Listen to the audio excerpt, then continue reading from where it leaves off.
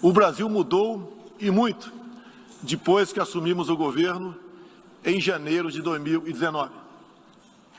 Estamos há 2 anos e 8 meses sem qualquer caso concreto de corrupção.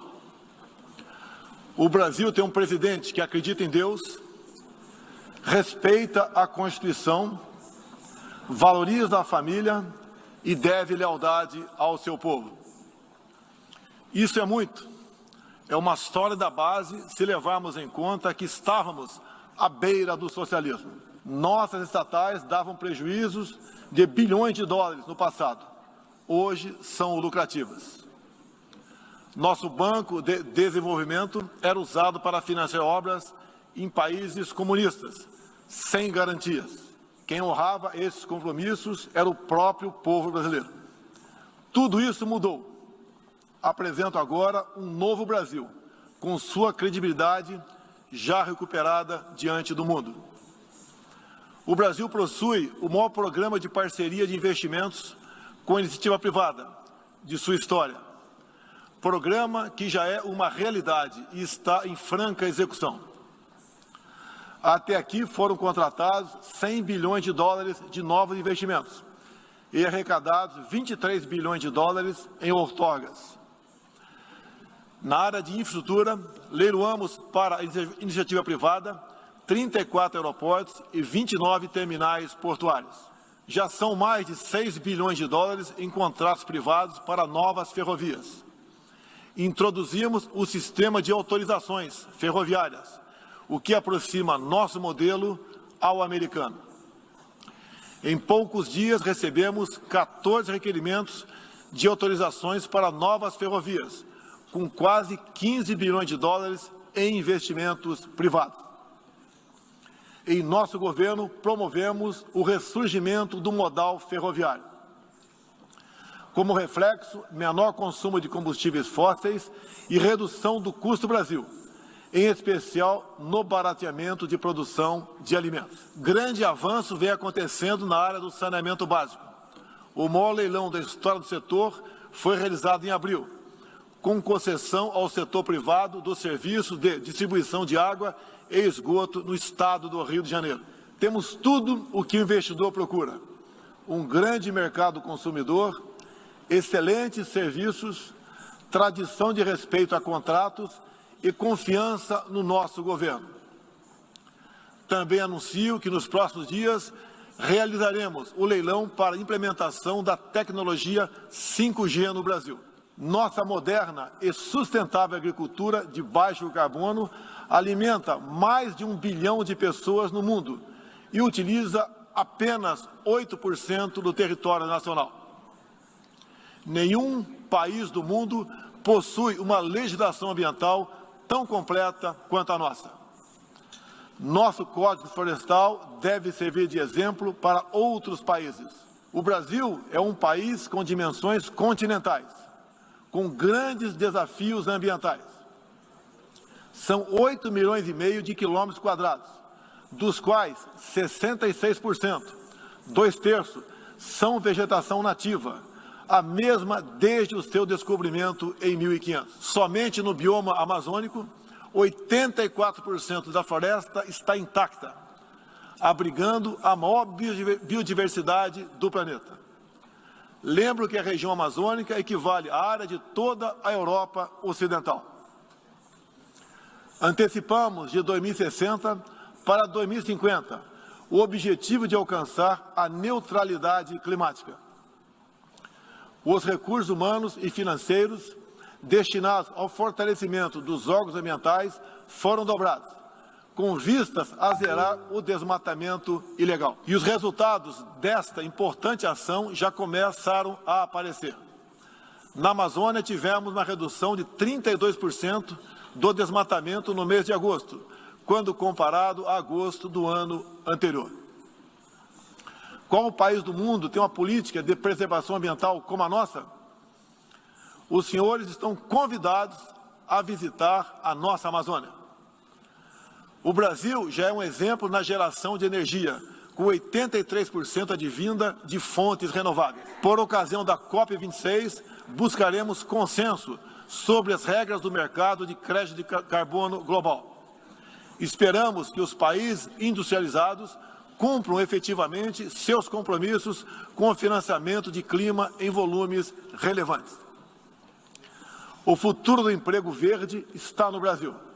Energia renovável, agricultura sustentável, indústria de baixa emissão, saneamento básico, tratamento de resíduos e turismo.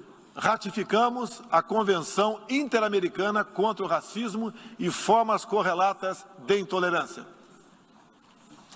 Temos a família tradicional como fundamento da civilização. E a liberdade do ser humano só se completa com a liberdade de culto e de expressão. 14% do território nacional, ou seja, mais de 110 milhões de hectares, uma área equivalente à Alemanha e França juntas, é destinada às reservas indígenas. Nessas regiões, 600 mil indígenas vivem em liberdade e cada vez mais desejam utilizar suas terras para a agricultura e outras atividades. O Brasil sempre participou em missões de paz da ONU, de Suez até o Congo, passando pelo Haiti e Líbano. Nosso país sempre acolheu refugiados. Em nossa fronteira com a vizinha Venezuela, a operação acolhida do governo federal já recebeu 400 mil venezuelanos deslocados devido à crise político-econômica gerada pela ditadura bolivariana. O futuro do Afeganistão também nos causa profunda apreensão. Concederemos visto humanitário para cristãos, mulheres, crianças e juízes afegãos. Nesses 20 anos dos atentados contra os Estados Unidos da América, em 11 de setembro de 2001, reitero nosso repúdio ao terrorismo em todas as suas formas. Em 2022, voltaremos a ocupar uma cadeira no Conselho de Segurança da ONU. Agradeço aos 181 países, em um universo de 190, que confiaram no Brasil. Reflexo de uma política externa séria e responsável, promovida pelo nosso Ministério das Relações Exteriores. Apoiamos uma reforma do Conselho de Segurança da ONU, onde buscamos um assento permanente. A pandemia pegou a todos de surpresa em 2020. Lamentamos todas as mortes ocorridas no Brasil e no mundo. Sempre defendi combater o vírus e o desemprego de forma simultânea e com a mesma responsabilidade. As medidas de isolamento e lockdown deixaram um legado de inflação, em especial nos gêneros alimentícios no mundo todo. No Brasil, para atender aqueles mais humildes, obrigados a ficar em casa por decisão de governadores e prefeitos e que perderam sua renda, concedemos um auxílio emergencial de $800 para 68 milhões de pessoas em 2020. Lembro que terminamos 2020, ano da pandemia, com mais empregos formais do que em dezembro de 2019, graças às ações do nosso governo com programas de manutenção de emprego e renda que nos custaram cerca de 40 bilhões de dólares. Somente nos primeiros 7 meses deste ano, criamos aproximadamente 1.800.000 novos empregos. Lembro ainda que o crescimento para 2021 está estimado em 5%. Até o momento, o governo federal distribuiu mais de 260 milhões de doses de vacinas e mais de 140 milhões de brasileiros já receberam, pelo menos, a primeira dose, o que representa quase 90% adulta. 80% da população indígena também já foi totalmente vacinada. Até novembro, todos que escolheram ser vacinados no Brasil serão atendidos. Apoiamos a vacinação. Contudo, o nosso governo tem se posicionado contrário ao passaporte sanitário ou a qualquer obrigação relacionada à vacina. Desde o início da pandemia, apoiamos a autonomia do médico na busca do tratamento precoce, seguindo recomendação do nosso Conselho Federal de Medicina. Eu mesmo fui um desses que fez tratamento inicial. Respeitamos a relação médico-paciente na decisão da medicação a ser utilizada e no seu uso off-label. Não entendemos porque muitos países, juntamente com grande parte da mídia, se colocaram contra o tratamento inicial. A história e a ciência saberão responsabilizar a todos.